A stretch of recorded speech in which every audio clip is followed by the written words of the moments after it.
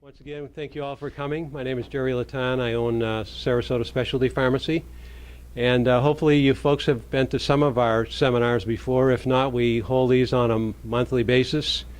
They're always focused towards wellness, practitioners in our community, and that's the main focus of our pharmacy practice. We're, as you can see, not a typical pharmacy.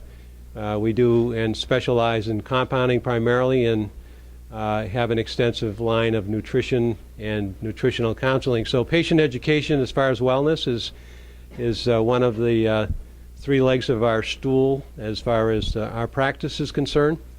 And if you're interested in finding out more about our monthly seminars as you came in, if you haven't signed in, please do.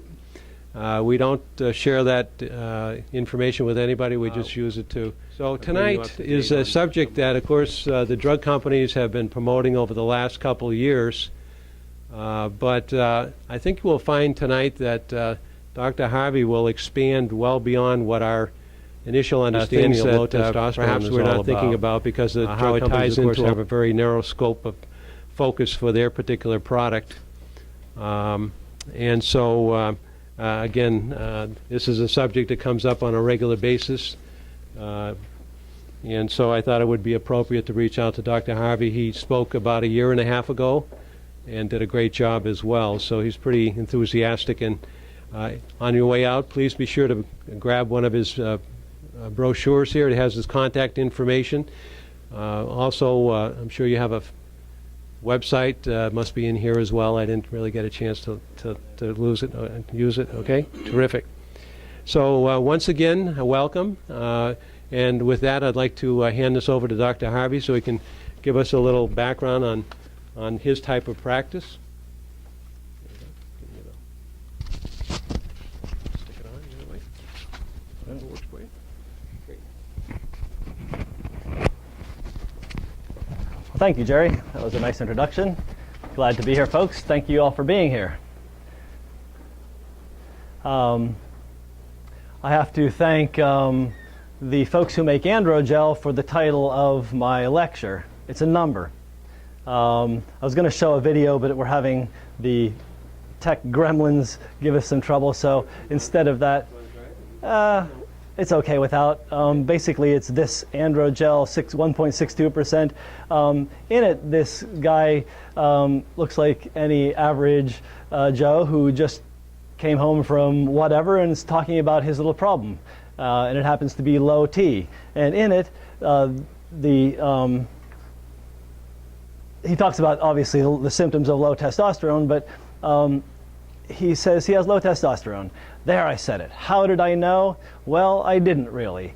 He figured he had low testosterone because he didn't have energy or didn't have a sex drive. And so he talked with his doctor, and his doctor tested him. And so what's he have? A number.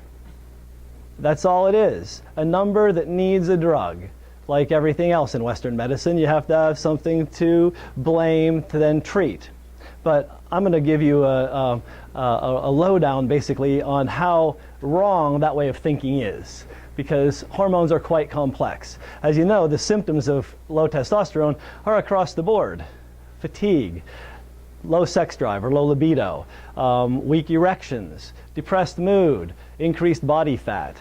All these things are problems that low testosterone may be associated with. Decreased bone strength. I've seen quite a few elderly men who have osteoporosis due to a variety of factors that include low testosterone. It is not a sole cause, but it is a definite contributor to the problem. There's also some evidence that low testosterone relative to estrogen is a risk for cardiovascular disease.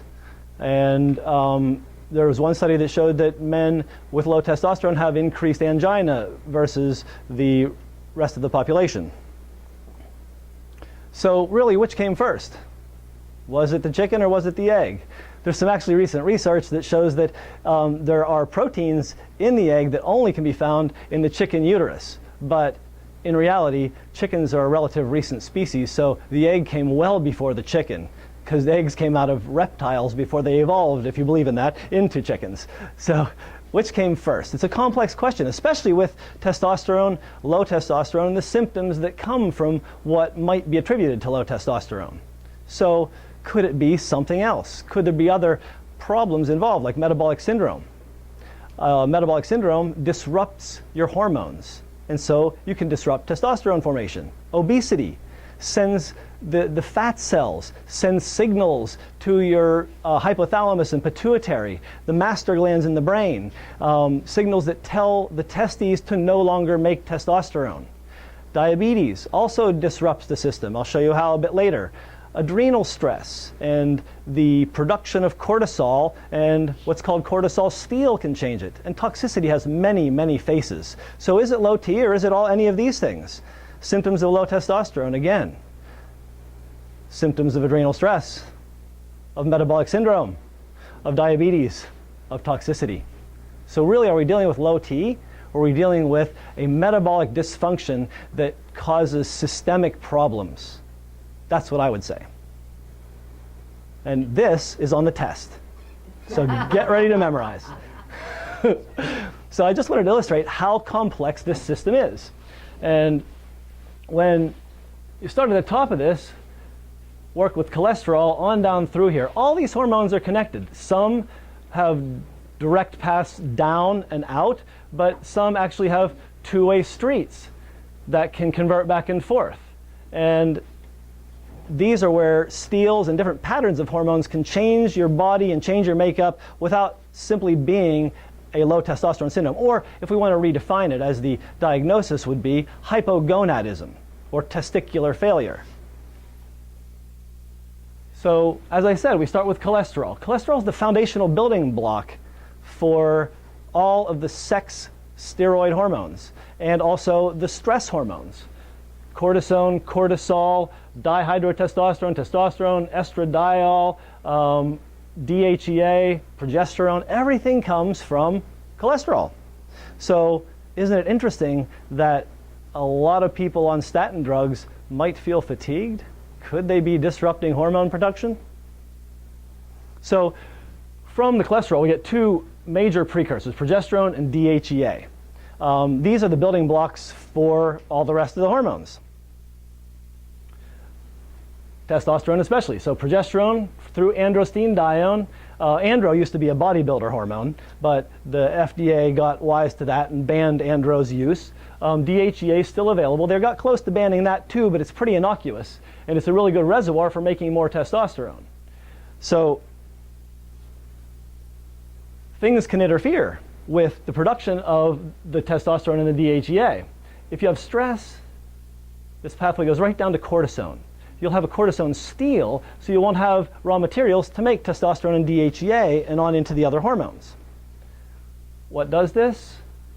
Emotional stresses, probably the worst. Physical stresses are also important, but family illness or death, depression. Oh, here's an important one. In 1991, Steiger and others noticed that nocturnal testosterone secretion was lower and elevated cortisol was noted in people with acute depression prior to getting treated for their depression. So it wasn't even medications or anything that was interfering. Depression actually caused the cortisol steal. And other things can do it. Sleep apnea, the physical stress of having anoxia at night, no oxygen, stresses the body out intensively. Inflammatory illness and metabolic syndrome. These things will all cause stress on the system that will cause the cortisol to go up and then reduce testosterone. Another thing happens is you can convert the andro and the testosterone into estrogen. It's really amazing to me that 2,000 years ago, when they wrote the Bible, they knew that Eve came from Adam's rib. Estradiol is a metabolite of testosterone. So, alcohol, pesticides, flame retardants, cortisol, all these things stimulate aromatase enzyme that causes testosterone and androstenedione to leak onto the estrogen side. You might wonder, is this really a problem? Well, if you have a lot of testosterone, it may not be. However, if you start raising your estrogen levels, you can end up with some problems. You'll get more estradiol, and if you don't have the ability to continue to make the testosterone, you're going to end up with estrogen dominance in a male. It's talked about a lot in women, but you can end up with estrogen dominance in a male because men don't have a lot of it. And even with a little bit of testosterone on board, a little bit more estrogen really imbalances the system. There's suggestion that it may actually be associated with the cardiovascular disease. It may be associated with prostate cancer and more inflammation.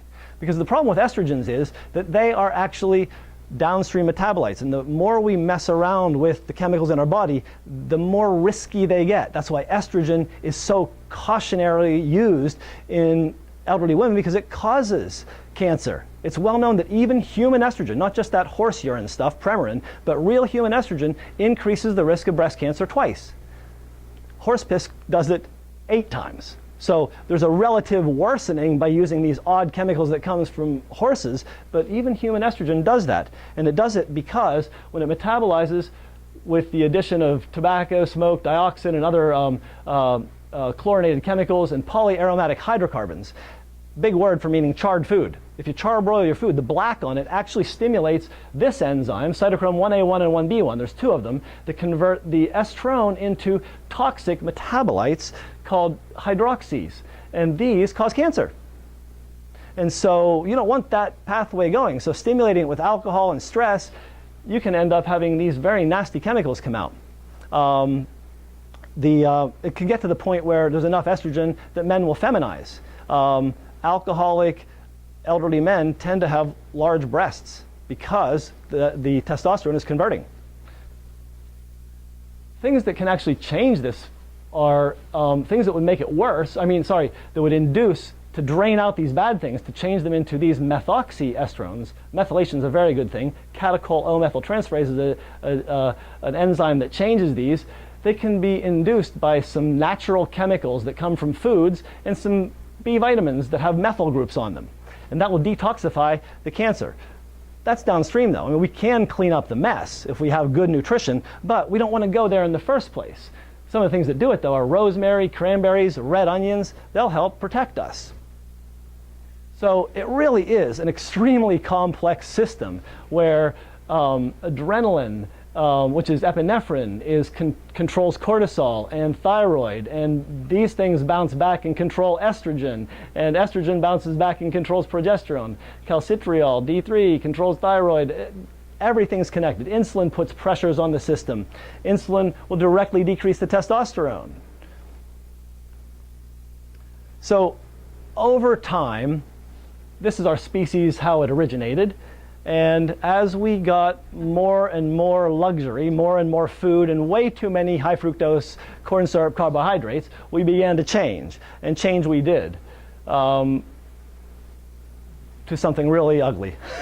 And this is a problem for all of our hormones. This disrupts everything about the way we function. And so I think it's time for us to rethink the whole paradigm of throwing a drug at a number. Because that man in that commercial is not a number, and neither is anybody else in this room. We're actually living, dynamic, homeodynamic beings that want to try and get to a dynamic balance. And we want dynamic balance. We don't want stasis, because stasis is a pine box or an urn full of ashes. We don't want to stop. We want to keep going. We want to go vibrantly and full tilt. So we don't want to just be putting patches on things, because you can get problems from patching things. Especially if you give testosterone to somebody. Let me back up a little bit. If you give testosterone to this person and you don't fix the underlying metabolic problems, what's going to happen? More of this stuff's going to be coming out, and you're going to increase risk and create more symptoms and more physical problems for that person.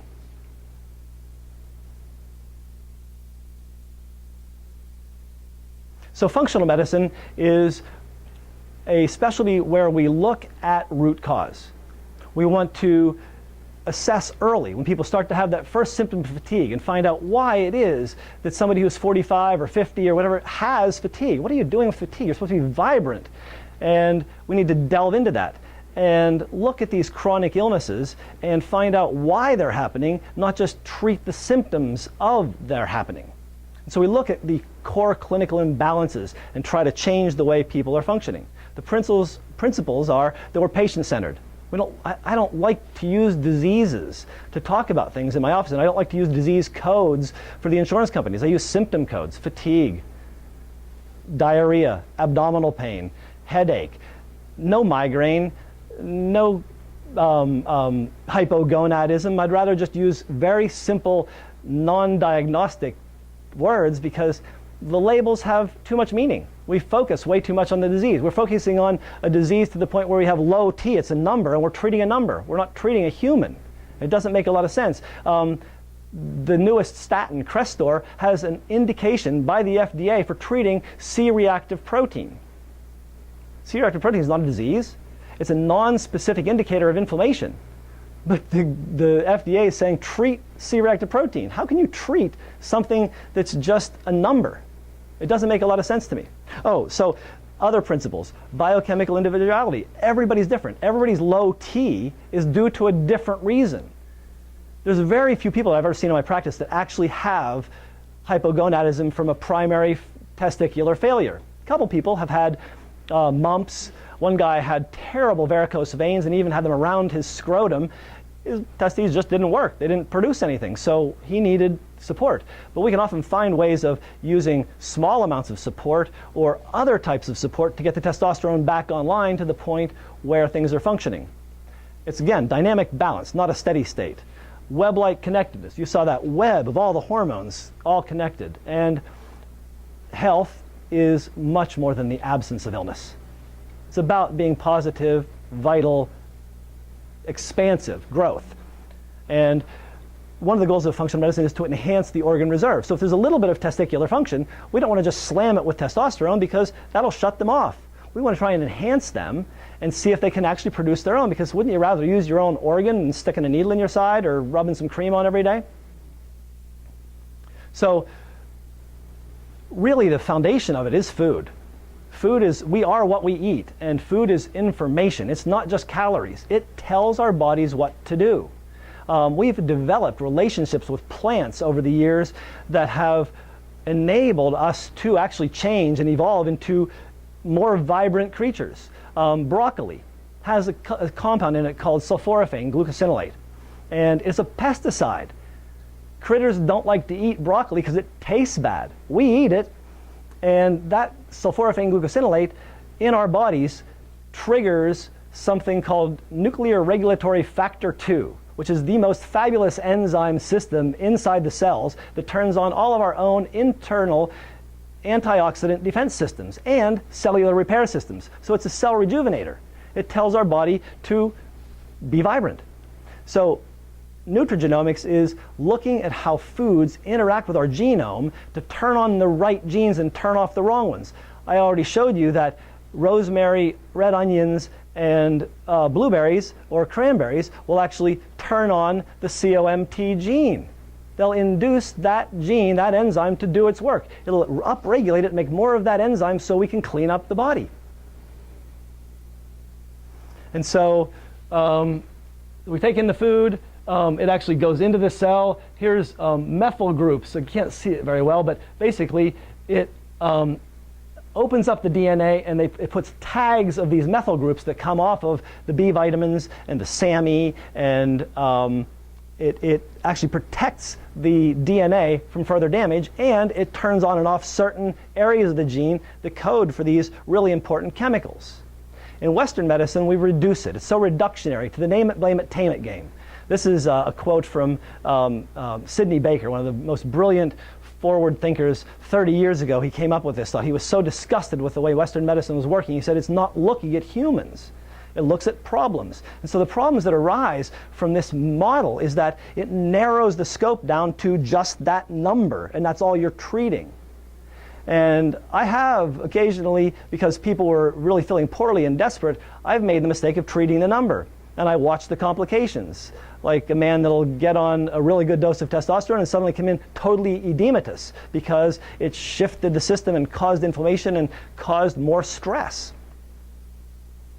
So when you look at it, the Western model, the diagnosis is in the middle. You have osteoarthritis, you get a non-steroidal like ibuprofen. You have irritable bowel, you get an antispasmodic. You have migraines, you get a triptan. You have hypercholesterol, you get a statin. You have GERD, you get an H2 blocker. You have depression, you get an SSRI. If you have high blood pressure, you get an ACE inhibitor. It's very linear, and it doesn't really address the web of life. So we lose the patient's story. The story is what I listen to figure out how it is the person got to low T or whatever other syndrome they've got. We miss the whole picture, so you can't put all the pieces together to actually get at root cause. And so you start dealing with issues as discrete diagnoses. This is when we get into real trouble. One of the reasons that the Affordable Care Act came about is that Obama looked at two pieces of very important research that showed that in cities where they have the highest concentrations of specialists versus primary care doctors, I think they looked at New York and Houston, they found that medical costs were higher than anywhere else around. The complication rates went much higher, and the quality of care and outcome went down, because subspecialists have this unique ability to never talk to a primary doctor or to another specialist. So everything gets sent off into little dark corners, and then all these things start getting mucked with. And as the web says, they're all connected, and you can't push on one side of it without having the other side have a problem. So complications from using androgel: swelling of your ankles, feet, body without heart failure, serious problems for people with heart, kidney, or liver disease, enlarged and painful breasts. These things occur, and they occur pretty regularly. So if we look at the real picture of medicine, darn, this doesn't come out very brightly, but this is the tree of life, essentially. You can't see the roots down here, unfortunately, but up top is where most of Western medicine hangs out, all in the ologies, signs and symptoms, and organ system diagnosis. But when you really dig down into it, you get into the physiologic processes, communication, across cell membranes, where testosterone actually works. There's a receptor for the testosterone on every cell membrane, and the cells can listen to that signal that testosterone is sending out. And so internal and external communication, energy transformation. Energy transformation is huge in the metabolic syndrome. You're not transforming energy appropriately, you're storing it, and that disrupts systems. Replication and structural integrity, maintaining structural integrity with good plant materials like the sulforaphane glucosinolate from broccoli. It tells your body to rebuild and hang on to structure that it needs to function well. And then when we get down even deeper, we look at genetic predisposition, mind and spirit, experiences, attitudes, beliefs. We know that placebo works. If you believe that that pill is going to work, it's going to, in many cases, until you start getting the, I don't believe in side effects. You get the concurrent effects.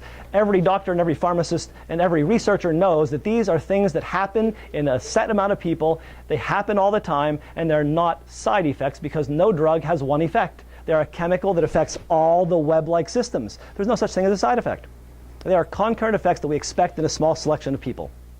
We shouldn't euphemize it because it makes it sound like they're not expected, and allows doctors to deny that they're actually happening, like the dementia that occurs when somebody goes on statin drug. Oh, that doesn't happen there, right? So what we want to look at is fundamental clinical imbalances, immune imbalances, oxidative stress imbalances, mitochondriopathy. Mitochondria is where all the powerhouse functions of the cell occur. This is where testosterone gets transformed into estrogen. This is where DHEA and progesterone get transformed into testosterone. So if you have a mitochondriopathy, you may not be transforming well. You may not be able to change the hormones around. Digestion, you have to be able to absorb the nutrients like cholesterol to get it working. If you block it with a statin or with ezetimibe, you may not have enough raw material to build with. Detoxification, again, we want to be able to eliminate the downstream metabolites of the testosterone, those toxic cancer-producing hydroxyestrones. So detox is very important. And structural integrity, if you have problems with, structural integrity, say, from mumps. If you lost your testes because of mumps, you're not going to be able to produce testosterone. So structural integrity is really key. And then we finally get to the hormonal and neurotransmitter balance, because you have to clear up all this other stuff first so that the system's functioning. You fine-tune it at the end with the hormones because they're so potent. If you do that first, you can set off all kinds of downstream problems. And of course, psychological and spiritual balance is the root and the answer to most of our problems. So, if we get into the functional assessment of low T, I like to look for the 5 causes of illness: toxins, allergens, infections, stress, and diet. You can get out of whack on any of these, and we're all exposed to toxins every day. Even though we may not have evident nasal allergies, there are foods and other things out there that could be stimulating immune responses. Infections are everywhere. Viruses are hidden, and they do disrupt systems, like the mumps, disrupts the testes completely. Stress is the killer. Cortisol is the brain killer. It is the stealer of testosterone. Stress really needs to be controlled. And diet, of course, this is America's big problem. With over half of the population overweight and a third fully obese, we need to make some changes. So there's 3 foundations for the way I approach it. History. It is most of my visit, because the physical follows the history, and the physical is directed to the problems. I don't need to do a head to toe, look at every poor physical on everybody to figure out what's going on. If I've listened well enough, I can look at the places that are really important.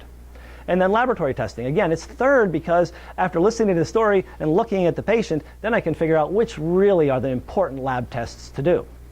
Because there's a lot we could do with this kind of metabolic dysfunction. So in the history, I look for the things that might be an issue, like chronic illnesses. If somebody has diabetes, they're already predisposed to having hormonal issues. If they have heart disease, many men with heart disease and high blood pressure are actually shown to have low testosterone. Again, which came first? Was it the metabolic dysfunction that caused the cardiovascular disease, or did the T cause those issues? Or are they concurrent with another underlying problem? Again, we got to dig deep. Smoking obviously disrupts everything. Diet, exercise, work stresses, and work environment, and work exposures to toxins are all extremely important. So on the physical, the really important things, if you're looking for low T, I think you have to look for, most importantly, is the metabolic syndrome. Is the person obese?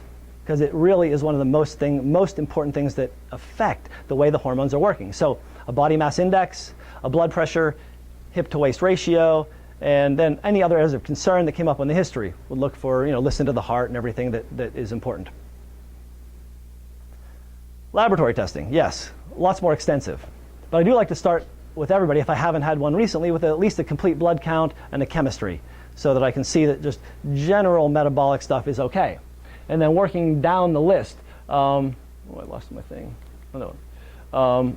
A lipid VAP is an expanded cholesterol profile. Looking at just the cholesterol, the HDL, the LDL, it's passé. There's no point in doing that. You need to break it down into the other particles to see what kind of meaning the cholesterol has. And because that can also give you information about whether the person has metabolic syndrome. High triglycerides with a high LDL and a low HDL looks like metabolic syndrome. So that would lead me down that pathway. Treat that before I treat low T. Homocysteine is an indicator of vascular health. CRP, and I'm not sure why the vitamin ended up there, but CRP is C-reactive protein, again, inflammatory indicator. Vascular inflammation is one reason to have erectile dysfunction, one of the symptoms of low T. So it may be actually a vascular problem and not really a hormone problem.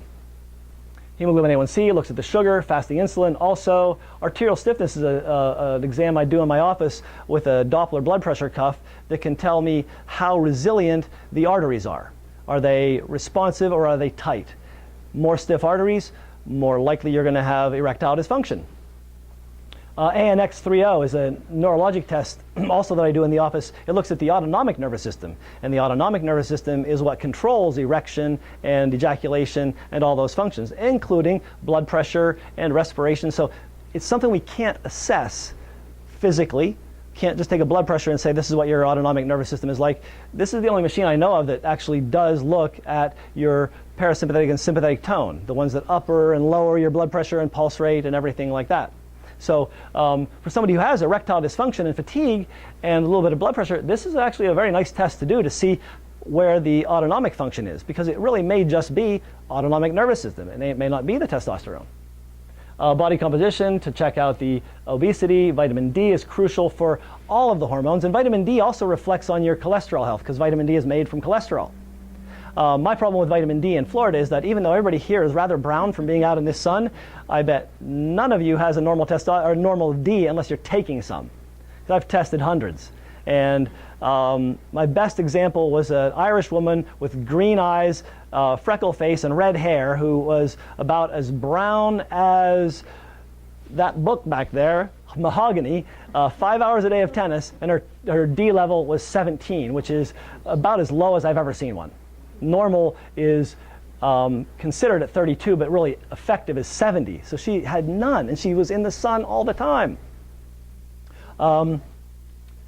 B12 is important for neuropathy, so is folic acid, and also for the methylation issues to help move along the bad estrogens. Thyroid, fatigue. I mean, thyroid and fatigue go hand in hand, and thyroid puts pressure on all the other hormones. Must check it. An adrenal stress test. It's a 4-phase cortisol with saliva. So you can see what the diurnal curve is, because depressed people will have an inverted curve. Normally it's high in the morning, goes down in the evening, just a nice curve right off the top. But depressed people flip it. So they're high cortisol at night, which is often why they can't sleep. And then they get up in the morning, they have no cortisol, they're totally fatigued. It's a reverse cycle. And that would be evidence of a steal. Maybe the testosterone is due to that problem. So testosterone, free and total, estradiol, progesterone, DHES. I like all these hormones. I tend to do them by blood because saliva seem to be rather highly variable, especially for people on topical progesterone. So I kind of step back from using that and get good results using serum, but I know other people use salivary, and it can work.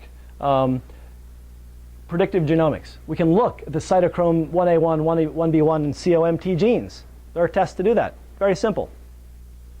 Essential fatty acids. They're critical for membrane structural health, and membranes are through which all the testosterone is signaled and made. You have to have a membrane to do it. Your mitochondria is a huge membrane, and all the toxin processing and steroid hormone creation all occurs through membranes there. So essential fatty acids are really critical. So we can actually test that. We can look at oxidative stress and see if the system is being assaulted essentially by toxic chemicals that would stop the production of basically everything, because oxidative stress freezes up your body because it uses all the processes that you'd normally be metabolizing with to defend itself from basically burning up. Oxidative stress is the body on fire inside. Examples of that are Alzheimer's dementia, cardiovascular disease, and even diabetes. Toxic metals and organics. Toxic metals interfere with a lot of the processes in the body. A lot of lead and a lot of mercury can cause fatigue. So there may be another reason for it than T. And neurotransmitter testing, it's kind of the last thing I do, because again, it's buffing up the system. The neurotransmitters, the hormones, the inflammatory chemicals all communicate with each other. So if we're not getting somewhere with the current program, it's always nice to have another place to look. I don't order all these on everybody all the time. I use the history to be selective so we can actually save a couple bucks. And so when we start to intervene after getting all this information, it's about doing it in the right order. Because think about it, if you put your underwear over your pants, you have a problem.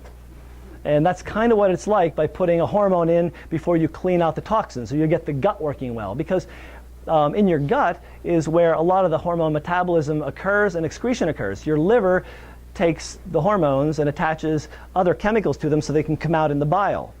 If the gut is imbalanced, those detoxified hormones may actually break apart from the detoxifier and be reabsorbed.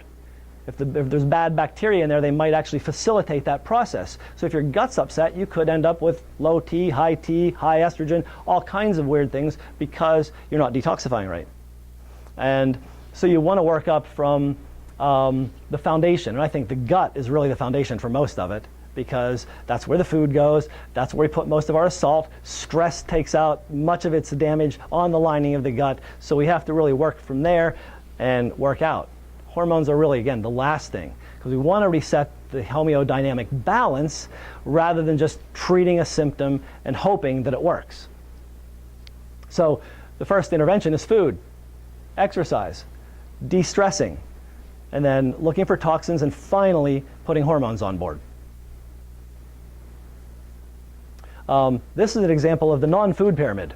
A bit hard to see, but up here we have fats and oils. You'll notice it's not broken down into the same silly categories that made no sense. There are fats and oils. Nuts and seeds are right next to that because basically nuts and seeds are fats and oils. There's a little bit of protein in them, a little bit of carbohydrate, but basically they're fat. Down here, protein. And over here we have low-fat dairy alternatives, but honestly, they're pretty much protein. You get a cup of Greek yogurt and you've got 14 grams of protein. That's a protein meal. Beans, separate, because some people just can't eat beans. Then there's non-starchy vegetables, starchy vegetables, fruits, and grains. And the goal is to have, it's basically a low glycemic plan, so we want 40% carbs, 30% protein, and 30% fat. Really reduce the carbs. I have a colleague that just wrote a book called Grain Brain, and he's adamant that we get 5% carbs. I think he's a little over the top on that, but he treats mainly neurodegenerative diseases, Alzheimer's and Parkinson's and ALS, and he gets really very good results by starving people of carbs. And it's difficult, but it really works. They perk up pretty nicely. And so, hormone replacement is the last thing we do. And quite often, because of that web, I can start with DHEA and progesterone and support the system enough. And I actually give progesterone to men periodically, ones that have virtually no progesterone, because it's a precursor, because it helps build up the system. And they may not need it for a long time, but it may be enough to get the system going. Progesterone helps sleep. So if you give progesterone orally at night, if somebody's insomniac, it really may help the system. And DHEA in the morning to help with cortisol production is a really good thing. And so then, if the person really needs testosterone, we progress on into testosterone therapy. And Jerry has several forms that he can deliver. You make the buccal lozenges, right? And I don't use those often because a lot of people do use salivary hormones, and if you have a buccal lozenge, it's in your mouth, the salivary hormone results will be a little bit different because you've absorbed it through your mouth. I prefer to use topical or injection. So the gel, the transdermal gels, the commercial ones work in some people. The drug companies give really good stats that I don't believe because I've watched it, and only a certain percentage of guys actually really do get a good response from the brands. And Jerry can make higher strength ones that really can be very useful in people that aren't absorbing well. So you just make it a higher concentration so they don't have to slather a gallon of stuff all over their body. And but my favorite actually is injection. I think I've gotten the best symptomatic and overall results with a weekly injection of oil-based depot testosterone cypionate. And then there's another thing that I would recommend nobody consider, and that's wax matrix pellets, because your body doesn't work that way. This is a concept where the doctor has compounded high-strength waxy pellets that he uses a big thick needle to actually implant in the fat under the skin, and they last for about 3 months, I think. Is that about right? 3 to 6. I don't know how it works. Yeah, you don't do them. There would be a phenomenal peak in how it's distributed over time. Yeah, and my problem is, like Is, Jerry said, the peak. Yeah. If you put this massive dose in, as it dissolves, eventually it's going to get pretty high, and over 3 months it's going to get pretty low by the end of it. And it's just not physiologic at all. The best method I heard of, but I can't convince anybody to do it, and I haven't really tried it, is aqueous daily injections. Because your body peaks every morning, and if you use a small dose every morning, it would make the most sense to me, but it's like doing insulin. It's a really hard thing to do. And do you even carry aqueous testosterone? I mean, I haven't seen it in years, but it was one of the methods that I heard about, and I like the idea because it makes the most physiologic sense.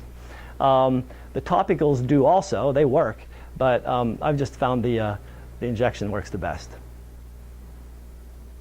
So that pretty much summarizes what I had to tell you.